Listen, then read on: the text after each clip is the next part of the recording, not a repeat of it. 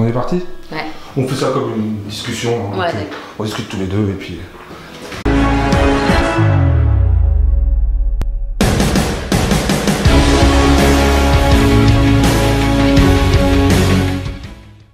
Bonjour Diane. Bonjour, ça va? Ouais. T'as vu, on se redit bonjour, alors que ça fait 10 minutes qu'on se parle. C'est fou la vie. Donc on est là aujourd'hui pour parler du spectacle de ce soir, ouais. Le Petit Monde de Renaud. Exactement. Est-ce que tu peux m'expliquer un petit peu ce que c'est?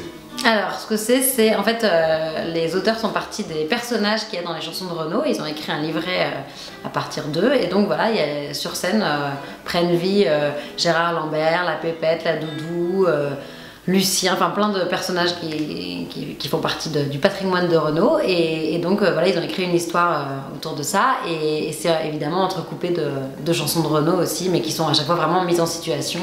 C'est vraiment du théâtre musical. C'est pas du tout une succession de chansons, c'est pas une comédie musicale. Enfin, c'est vraiment du théâtre musical. Il y a 3 musiciens sur scène avec nous. Et on est 6 comédiens-chanteurs, voilà, 4 garçons, Patrice Rivet, Guillaume Cramoisan, Bruno Gare et Jean-Luc Muscat et Gaëlle Voukissa ici présente et moi-même. Et donc c'est mis en scène par Élise Roche. D'accord, bon bah voilà, c'est fini. C'était super bien. Donc on a fait une entrevue de 45 secondes. Non mais je voulais te demander s'il y avait une bande son et là tu me dis il y a des musiciens. Ah bah oui, il fallait me dire avant tout ce que tu allais demander, j'aurais juste répondu oui ou non. C'est très bien. Non, juste, voilà, c'est intéressant, c'est que c'est une histoire qui a été écrite, elle a été inventée ou c'est par rapport aux chansons ou... Alors, l'histoire a été complètement inventée. D'accord. Mais évidemment, les personnages gardent ce qu'ils sont dans les chansons. C'est-à-dire, Gérard Lambert, tout d'un coup, ça devient pas un autre mec. Donc voilà, évidemment, ils sont partis des personnalités que décrit Renaud dans ses chansons. Et puis surtout, l'ensemble du spectacle rend vraiment hommage à la parole de Renaud, aux idées qu'il défend, aux valeurs qu'il défend. Et c'est pour ça que nous, on est très attachés tous à ce spectacle, parce que dans le monde d'aujourd'hui, je pense que ça fait du bien de voir un spectacle qui nous rappelle à certaines valeurs et à certaines choses qu'on a tendance à oublier. C'est donc des vieilles chansons de Renaud là? Il y a des anciennes, effectivement. Moi, il y en a plein que je connaissais pas. Pourtant, j'adore Renaud, mais il y a plein de chansons que je connaissais pas qui sont effectivement de sa première période. Mais non, il y en a aussi des récentes. Il y en a pas du dernier album, mais puisque le spectacle a été créé avant. Ah bon? Mais il y en a. Non, ça parcourt vraiment. C'est pas du tout chronologique, c'est vraiment voilà, à chaque fois une situation amène une chanson, donc ils ont pioché un peu dans tout, mais c'est vrai qu'il y a plus de chansons que je connaissais pas que de chansons très connues. Et parfois les chansons très connues sont détournées, suivez mon regard. pour le bonheur du spectateur, je réserve la surprise. D'accord, on mettra un petit encart. Voilà. Renaud l'a vu? Oui, il est venu nous voir 15 jours avant qu'on termine l'exploitation au Théâtre du Palais Royal. Et il a été très ému, nous on était très émus aussi forcément. Et oui, il était très ému de voir ces personnages prendre vie et il était très touché par le spectacle, il est resté avec nous après, c'était une très belle soirée.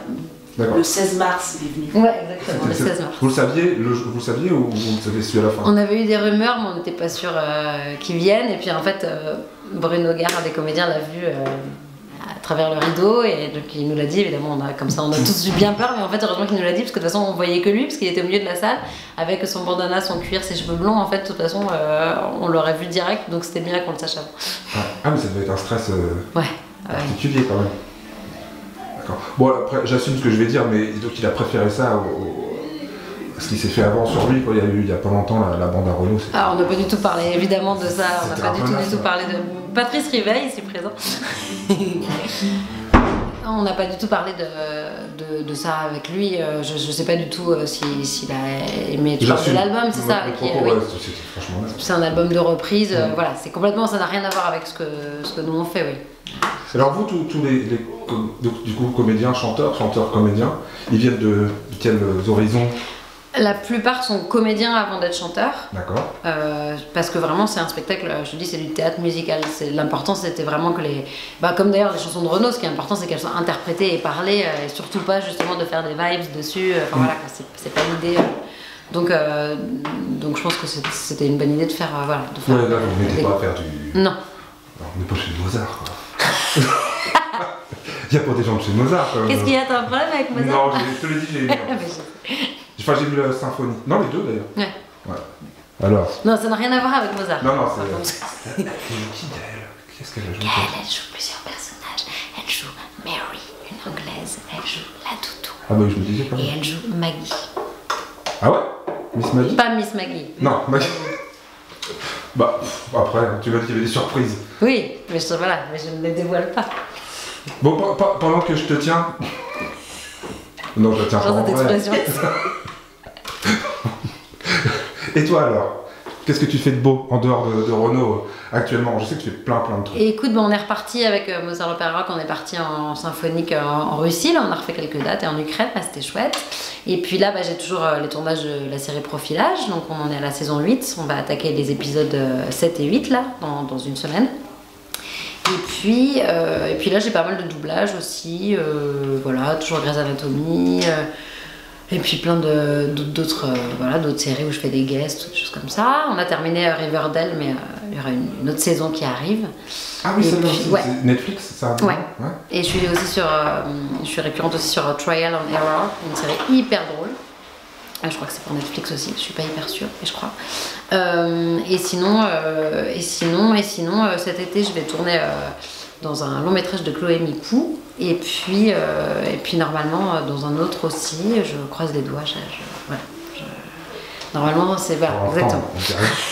D'accord. Ouais. Alors j'ai cherché, il y a eu Grey's Anatomy hier ou avant-hier, je sais plus. Ouais, hier, attends, c'est le mercredi, on est quel jour? Oui, avant-hier. J'ai regardé le personnage, j'ai vu une affiche, vous avez fait une conférence, un truc il y a pas longtemps. C'était samedi dernier, j'ai participé à un débat sur le doublage, ouais. Alors j'ai regardé le personnage à la télé, je t'ai pas reconnu. C'est Maggie. Bah oui, mais en fait tu changes tes voix pour le... Pas du tout, non, c'est vraiment ma voix, non, je change pas ma voix. D'accord. Tu vois qui c'est la demi-sœur de Meredith? Ah non, c'est pas cette personne que j'ai vue sur l'affiche. Ah si, alors sur l'affiche, il y en avait peut-être plusieurs. Ouais. Ils avaient mis peut-être celle que je fais dans Riverdale aussi, une rousse. Et dans Grey's Anatomy, je fais une black qui a les cheveux courts. Ouais, c'est ça. Qui a la trentaine, ouais, voilà. Bah oui, si, c'est moi. Non, je change pas ma voix. Je sais pas, comme je me suis dit, peut-être elle fait à ce moment-là, je sais pas. Pas du tout. Non. Ou alors t'as vu les moments où j'étais avec le masque, quand on est avec le masque. Ah, c'est ça. Ah, c'est pour les pinces. C'est ça. D'accord. Ouais, c'est parfait. Ça va? De quoi ça va? Bah ça va. Ah, d'accord. Parce que moi, je commence comme ça et je m'arrête. Ah, d'accord, oui, c'est ça. Ça va, Gaël, ça a été? Nickel. Merci, Gaël, de ton sourire. Merci à vous. On a un tuto de maquillage en même temps. T'as vu, tu peux faire deux vidéos, tu peux extraire le tuto de maquillage. Faire youtubeuse.